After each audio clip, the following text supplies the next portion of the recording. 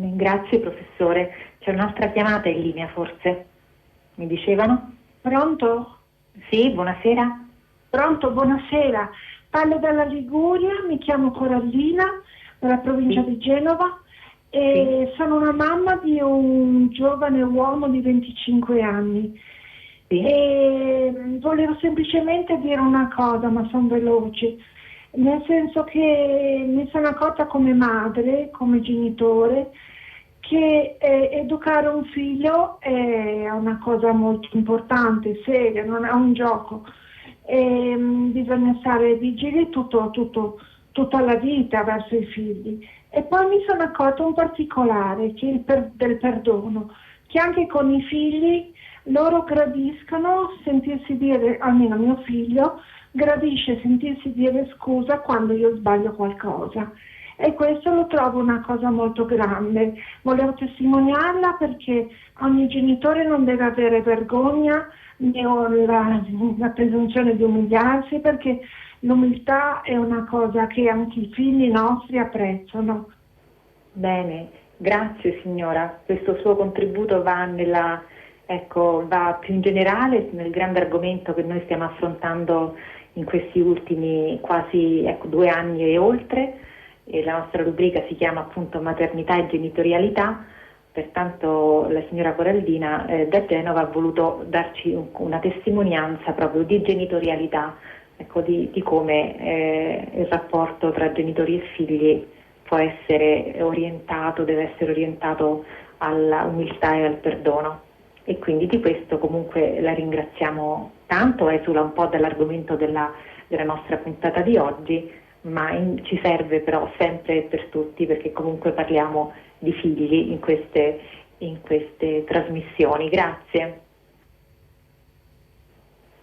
Allora mi dicono dalla regia che il nostro tempo volge quasi alla fine, abbiamo proprio 5 minuti per salutarci. Io volevo ripassare un momentino il microfono alla dottoressa Spina, appunto con la premessa che purtroppo abbiamo soltanto pochissimi minuti. In conclusione di questa trasmissione chiederle, per la personalizzazione, noi sappiamo che è molto importante valorizzare il vissuto di malattia, la storia dei pazienti. Ultimamente si parla anche di medicina basata sulla narrazione, no? Il modo di attraversare certe sofferenze può essere diverso per ciascuno. Che cosa fa la Fondazione in questo senso? Come valorizza proprio il vissuto delle persone che si rivolgono a voi e le loro storie in particolare? Allora, come Fondazione abbiamo questa esperienza, abbiamo maturato questa esperienza che testimoniare ha un grande valore. Noi chiediamo spesso alle nostre famiglie di raccontare la loro storia, di portare la loro testimonianza, e lo facciamo soprattutto per 2 motivi. Il primo è perché chi ascolta, come dicevo prima, vive nell'angoscia. Chi sta vivendo una gravidanza patologica vive nell'angoscia, nella paura, nel dolore, e attraverso la testimonianza, l'ascolto della testimonianza, non si sente solo. È come dire, non è capitato solo a me, ad altri è capitato, non mi sento solo, mi sento affiancato da altri, insieme ad altri in questo stesso percorso.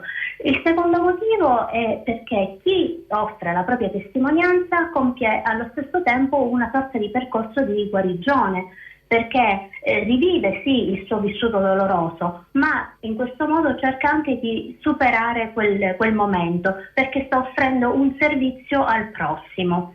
Naturalmente questi 2 aspetti si compensano, sono integrati insieme. E infine potremmo chiudere così, che il messaggio che viene portato attraverso la testimonianza per noi è fondamentale, perché ci permette di fare la famosa cultura dell'accoglienza della vita, cioè portare la testimonianza fa in modo che altri possano capire quanto è importante accogliere la vita. Spero di aver sintetizzato bene. Sì, grazie dottoressa Spina, perché ecco, nel concreto quello che anche la Fondazione fa è proprio una vera e propria nuova evangelizzazione che si esplica proprio grazie al racconto, alla narrazione della propria storia. Quindi questo, come ci ha spiegato molto bene, è molto importante per chi la racconta, per chi la testimonia e naturalmente anche per chi la riceve. E con questo abbiamo concluso la nostra puntata di oggi sulla cultura della cura e la personalizzazione nella presa in carico delle maternità difficili, e vi diamo appuntamento il prossimo mese con un'altra parola chiave della cultura della cura. Buonasera a tutti.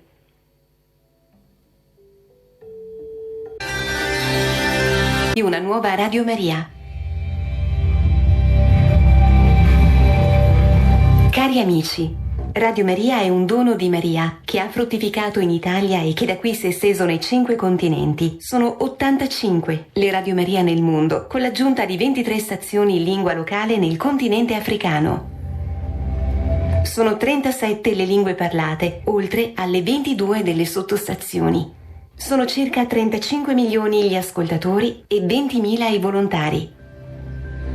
Unicamente grazie alla vostra generosità e senza apporti pubblicitari, Radio Maria ha mantenuto la sua presenza qualificata e capillare in Italia e nel medesimo tempo continua l'opera di diffusione nel mondo, sostenendo le radio più povere e rispondendo per quanto possibile alle chiamate che ci vengono da ogni parte.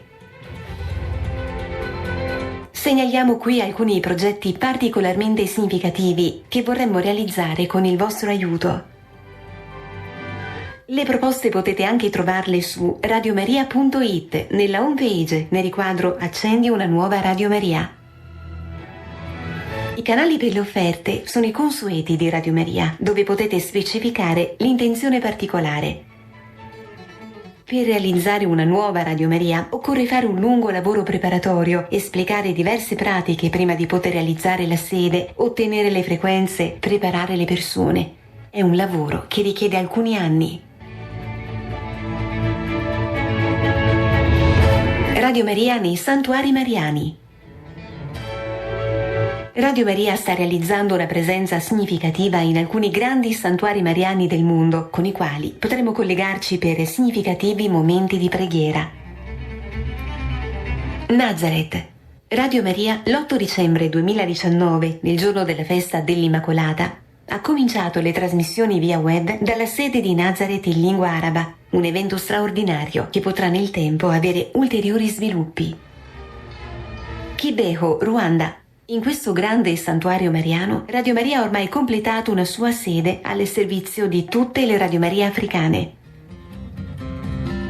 Medjugorje. La sede di Radio Maria a Medjugorje è un centro di trasmissione gestito da Radio Maria Bosnia per tutte le Radio Maria nel mondo. È aperta anche per la visita dei pellegrini che si recano al santuario mariano. Fatima. Radio Maria è impegnata a realizzare entro l'anno una rete nazionale in Portogallo che ha come epicentro il santuario di Fatima. Guadalupe, Città del Messico. Radio Maria Messico è fra le più attive dell'America Latina. È stata acquisita una frequenza su Città del Messico in un'area metropolitana di 25 milioni di abitanti ed è stata realizzata una postazione radiofonica nei pressi del santuario. Santuario della Madonna della Medaglia Miracolosa a Rue du Bac, Parigi, dove è presente una postazione di Radio Maria Francia al servizio delle Radio Maria nel mondo. Radio Maria in Africa. Nel prossimo decennio c'è la possibilità di raddoppiare le Radio Maria presenti in Africa, 24 Radio Maria e 22 centri per minoranze linguistiche. I cantieri aperti in varie località. Repubblica Democratica del Congo. Nuova sede e nuove substazioni linguistiche per raggiungere tutte le diocesi, 60 milioni di abitanti. Sud Sudan. È in costruzione la nuova sede nella capitale Juba. Le trasmissioni sono già attive in 2 diocesi su 6. Nigeria. È terminata la costruzione della sede nella capitale Abuja ed è incominciato l'allestimento degli studi di trasmissione. È solo l'inizio di un grande progetto che riguarda 180 milioni di abitanti. La maggioranza delle Radio Maria africane sono impegnate a crescere fino a coprire tutto il territorio nazionale. Sono in progetto altre 15 sezioni per minoranze linguistiche, oltre alle 23 già operanti. Nuove chiamate: Zimbabwe, Benin. Radio Maria in Medio Oriente. Radio Mariam in lingua araba per i cristiani perseguitati, ha sede a Roma e trasmette via web. Sono già alcune migliaia gli ascoltatori in Medio Oriente e in ogni parte del mondo. Gli studi mobili in Giordania, Siria, Damasco, Aleppo, Egitto, Luxor sono diventati delle vere e proprie sedi radiofoniche. Radio Maria Erbil, Iraq, ha completato la copertura della piana di Ninive. Ora è in progetto una sede di trasmissione nella città di Baghdad.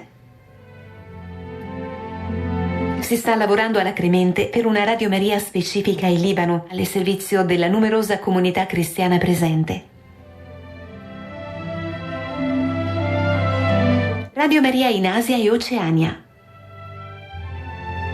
Radio Maria Australia è voluta fortemente dai 7 milioni di cattolici presenti, dei quali molti italiani. Si è costituita l'associazione Radio Maria e la sede di trasmissione è in fase di realizzazione. Si sono affittate 2 frequenze sulla capitale Melbourne e su Sydney. È già cominciata la fase sperimentale delle trasmissioni. Radio Maria India. Radio Maria è da anni presente a Kochi, nel Kerala.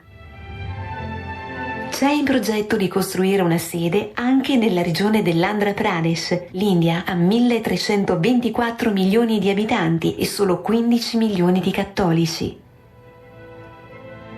Ci è pervenuta una richiesta di realizzare una Radio Maria nello Sri Lanka e abbiamo preso i contatti per procedere nei lavori. Radio Maria nelle Americhe. Radio Maria, già ampiamente diffusa nell'America Latina, sta crescendo anche nell'America del Nord, con l'acquisizione di frequenze importanti negli USA, sia per la lingua inglese che per la lingua spagnola. I progetti di nuove Radio Maria riguardano Porto Rico, Cuba, Giamaica, Haiti. Quest'ultima un'isola molto povera con un'alta percentuale di cattolici.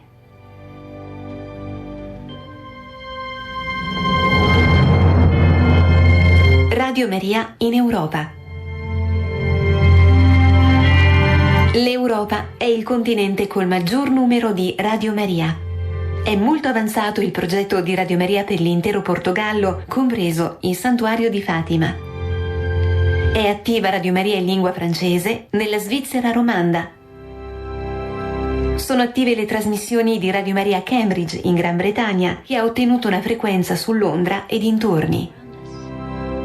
Sono attive le trasmissioni di Radio Maria Francia in gran parte della Francia, che comprendono il 60% del territorio, inclusi la capitale Parigi e dintorni.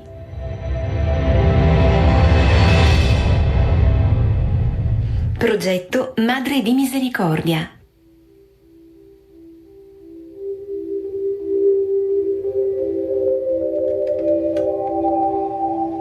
Radio Maria si propone di distribuire gratuitamente in tutto il mondo le nostre radiolinee per la pastorale dei cappellani, negli ospedali per i malati terminali, nelle carceri, nei campi profughi ove arrivano le frequenze di Radio Maria. Accanto a questi progetti ci sono numerose altre richieste. Non vi è dubbio che la Madonna stia tessendo la sua rete in ogni parte del mondo per chiamare l'umanità alla conversione e tenere viva la preghiera, accesa la fiaccola luminosa della fede. Dobbiamo essere orgogliosi di poter collaborare con la Madre di Dio per questo meraviglioso progetto di amore e di pace.